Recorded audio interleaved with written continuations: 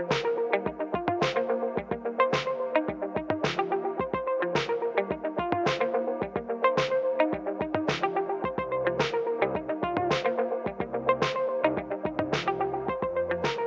hello, welcome once again to Stuff and Things, where I like to talk about stuff and occasionally even things.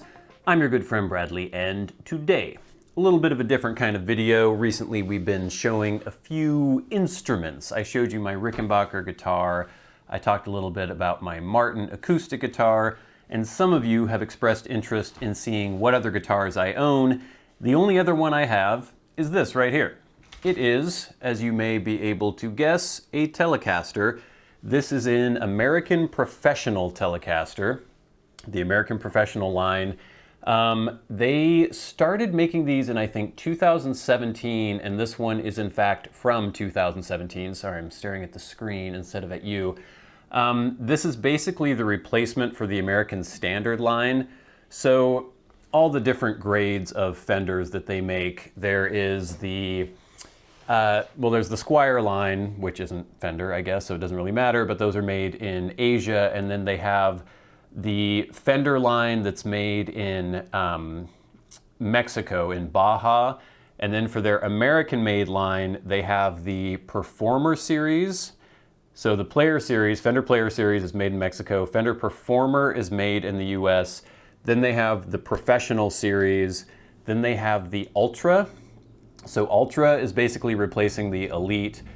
Pro was replacing the Standard. So this is just kind of the basic American Standard, but now it's called American Pro motorcycles. They have the Ultra series, and then they have some of the custom shop stuff and the special editions and the American originals, and there's all sorts of other kind of levels, I guess. This is sort of mid-rangey American line. So if you are familiar with the American Standard series, you'll kind of know what this is about, but there are some changes here. Basically, this one is from 2017. It is a Butterscotch Blonde Telecaster, as you can see. It actually has some really nice grain on it. Show you in there. It is an ash body. Typically, if they were a solid color, they were making them with alder, and then with some of these natural and blonde finishes, they were using ash. They no longer are actually making them in ash anymore, though. If you still get, you know, custom shop or special edition stuff, some of the American originals, Fender is still using ash for those. But these, because ash is becoming so hard to get because of that evil emerald ash borer beetle that is basically destroying all the ash trees in the US, they don't have a lot of stock of ash left. And so that's kind of why I got this when I did, is I wanted a Butterscotch Blonde Telecaster. I didn't want to pay, you know, for an American original or some of the custom shop ones.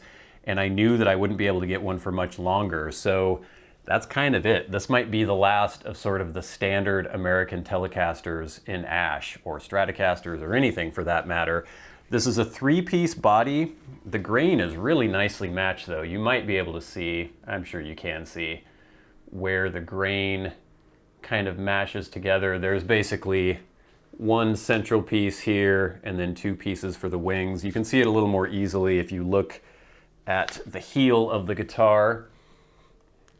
You might be able to see where the grains match up, but I'm pretty happy with the grain pattern on this. Really pretty. So the American Professional line, the differences between that and the American Standard line, I don't know a ton about the Standard because I never had one, but basically on the American Professional now, the profile of the neck, instead of being a modern C, as they used to call it, now they have a deep C, so it's a little bit of a thicker neck. I find it very comfortable. I don't really have a huge preference. My Rickenbacker has a fairly thin, fairly skinny neck. So a deep C, it's a little bit more substantial than the American Standard originally. The frets are a little bit different. They call them now narrow tall, so they're not quite a medium jumbo. They're as tall as a jumbo, I think, but they're a little bit thinner. I think they put these on a lot of custom shop guitars and also on some of the American original guitars. It also has new pickups. These are the V-Mod pickups. They're actually designed by Tim Shaw, and they have staggered magnets. So I think it's Don't quote me on this, but I think it's Alnico 2 and 5s in this, maybe. So they're supposed to be voiced more for the individual strings and supposed to be more balanced. The only other Telecaster I've ever owned was a Mexican-made thin line, and I can't even remember what pickups it had on that. For me, these sound like the output is pretty high, and they still sound pretty typically Telecaster-y for me in the neck position and in the bridge position. It has the typical three-way switch that you get on a Telecaster, where if you are in the neck position, it's the neck pickup, middle position, you get both pickups, and then the bridge position, you get just the bridge pickup, tone control for all those positions, and then volume control here. It has a pick guard. It has these American Standard tuners, and that's something that we will be discussing here soon. They're actually staggered, and I don't know if you'll be able to see that, but the first two for the E and the A, the low E and A, are higher, and then the D, G, B, and E are lower. So it's supposed to be a little bit better for the break angle over the nut. It does have a bone nut. It has nicely rolled edges on the fingerboard. All in all, it's just a really nice, well-made, comfortable to play guitar. I really enjoy it. It's kind of heavy for a Telecaster. This one is right around 8 pounds, I think, which isn't heavy by any means for an electric guitar, I don't think. I think my Rickenbacker, which is semi-hollow body, is around 7.5 pounds, something like that. So this has about a half pound on that Rickenbacker. Doesn't feel heavy to me, but maybe for some Telecasters it's kind of heavy. But it's great. I love it. It's fairly reasonably priced for a nice American-made guitar. I'm trying to think of other little features it might have on it. It does have that little neck angle adjustment here. I don't know if you'll be able to really pick that out, but you are able, there's a plate inside the neck, and instead of having to shim the neck in the future maybe, you can use that adjustment to just slightly change the neck angle. It has the truss rod adjustment here by the headstock, skunk stripe, which I've always been a fan of, on the back of the neck. And this is just a one-piece maple neck. I think the majority of the guitars in this line, in the American Professional line, are a rosewood fingerboard, but this is one-piece maple. It has a really nice satiny finish on the back, so it's very smooth. But then you can see on the headstock, there's a bit more of a kind of shiny lacquer.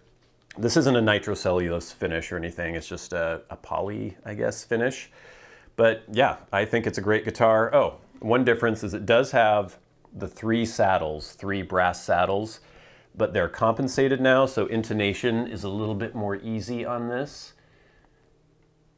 And then the ashtray cover still looks like a vintage ashtray cover, except you can see, maybe if you're familiar with your typical Rickenbacker, or not Rickenbacker, Telecaster, that they've sort of taken off some material here, so it's a little bit more comfortable if you want to do palm muting and things like that. So it's basically a combination of kind of vintage features, but also more modern features. So it's their standard modern line, not quite as crazy modern as the Ultra series. Those are all double bound and have, I think they have 6 saddles instead of the barrel saddles like we have here. And they're fancier. And I actually just wanted something that was pretty basic, but also really playable. And I couldn't be happier with this.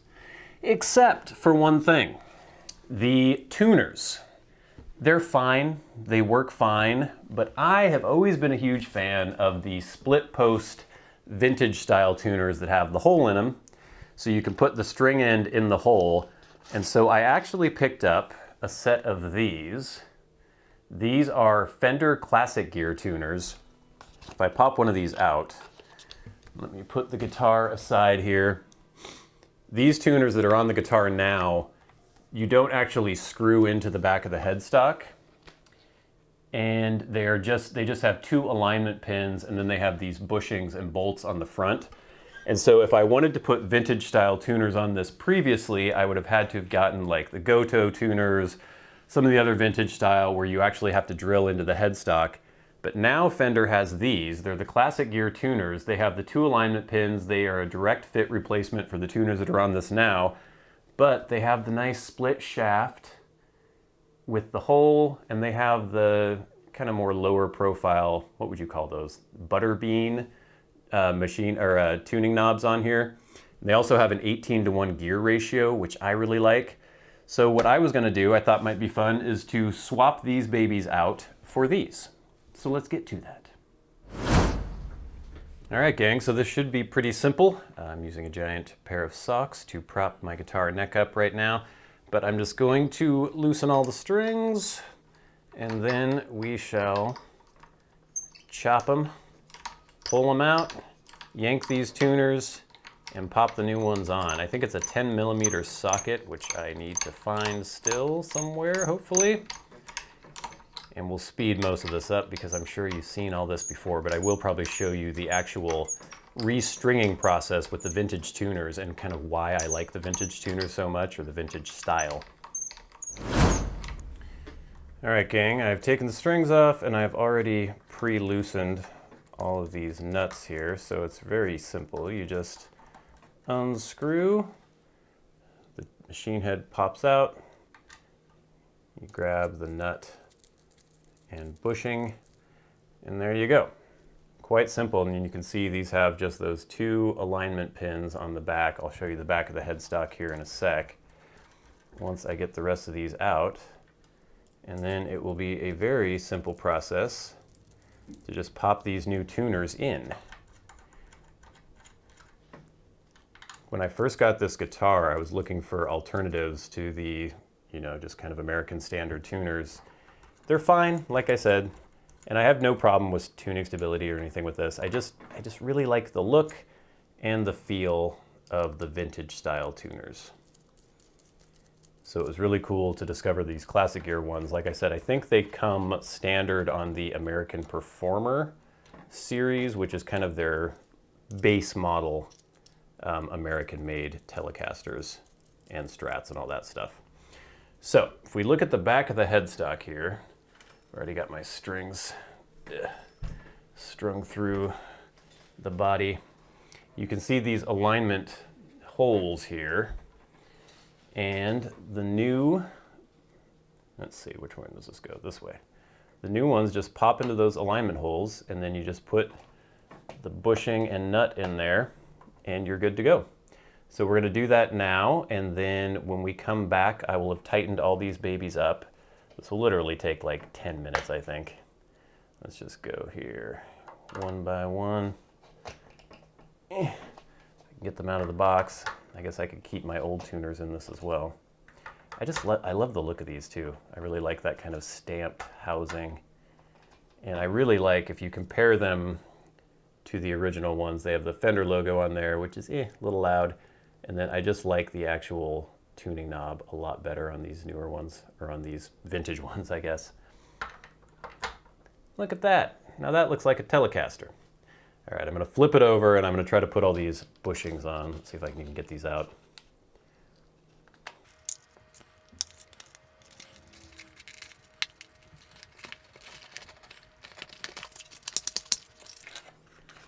Not easy for a man with no fingernails. And it looks like these washers, oh, did I do that the right way? Hopefully.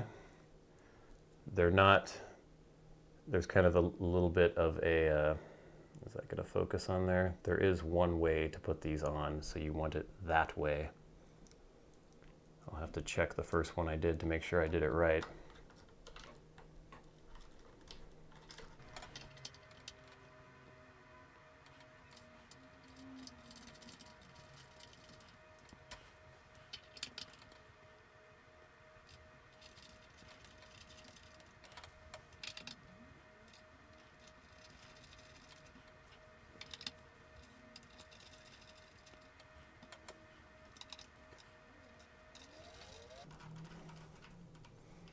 All right, it was easier just to hold them from the back.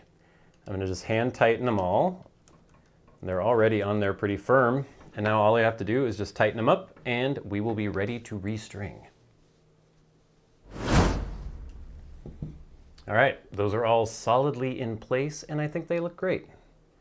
That's exactly the look I was going for, and the utility is going to be great too. So here's the big thing. When you're using the vintage style tuners, it's so much easier to string your guitar, in my opinion. So what I typically do with the low E strings, let's try to go through the tripod here, is I'll go about 2 tuning pegs up. So I count 1, 2, I cut there. Then you have the perfect length to pop it down into the hole.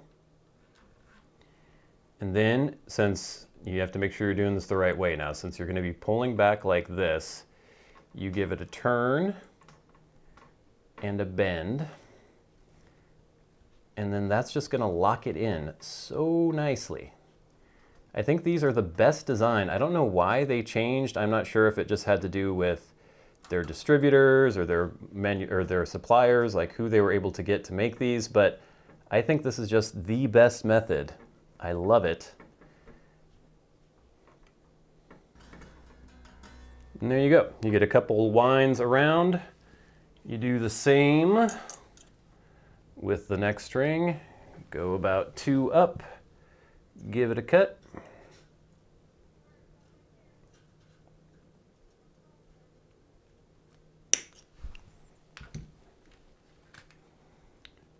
Poker down in there, almost put it in the wrong one. Give it a bend, just a nice right angle around.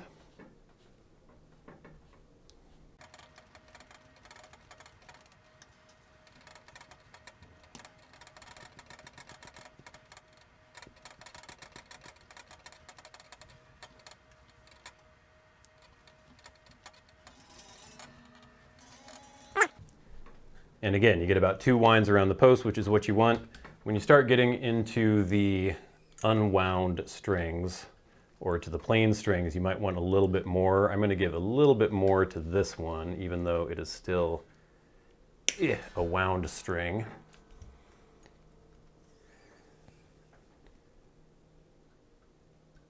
This is so hard to do through the tripod. It's a lot quicker and a lot easier if you're not looking down a tripod.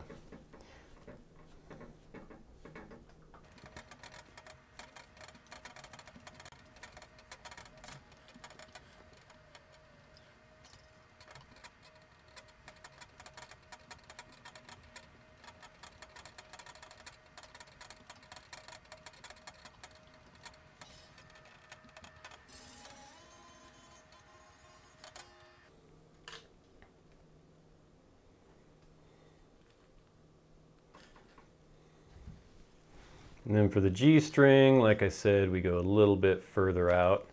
You want a few more winds on these babies. Sorry, just hit the tripod. Try my best here, people. Let me get this to be a little bit more at a right angle there. Pop it in, bend it down, get a nice kink in the cable there, the string, and proceed to tighten.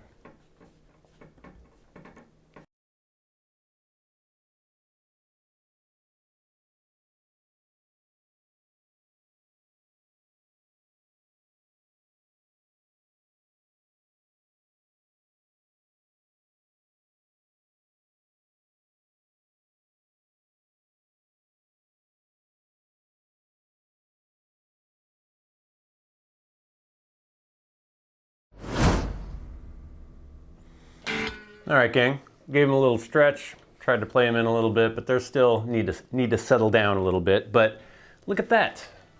Look at the new tuners on my guitar. I think they look great. I think they suit this guitar a lot better, especially for the fact that it looks kind of like a classic Blackguard Telly.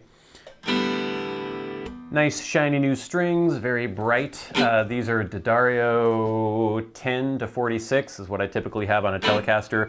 When you buy one of these Telecasters new, Fender ships them with 9s, which are fine, but I just prefer 10s. But it's working.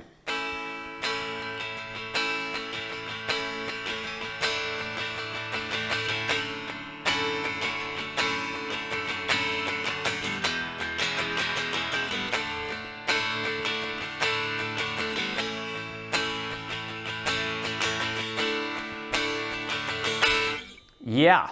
All right, gang, that is pretty cool. That is my Fender American Professional Telecaster, now with Fender ClassicGear tuning machine head tuner things on the ends. A very easy installation. It would have been a lot more easy if I didn't have a tripod in front of me and the guitar, so I would say it would take you about 10 minutes to do this. You just have to make sure that your tuning heads, or that your machine heads, your tuners, have the two pin install method, and then these are a direct fit replacement, and I think they look fantastic. We will do a video soon where I actually get to plug in and play so you can hear what this guitar sounds like, and maybe we'll do one where I compare this tone to the tone from my Rickenbacker, sorry, just to kind of show you what they're both capable of. Really, I think both guitars are very, very versatile. I think people try to pigeonhole Rickenbackers into one category and Telecasters into another, and people like to categorize guitars and guitar sounds, but I think they're capable of playing pretty much anything, especially the Telecaster. So stay tuned for that in the future, but until next time, until we meet again, I've been a good friend Bradley, you've been the audience, this has been Stuff and Things. I'll see you later.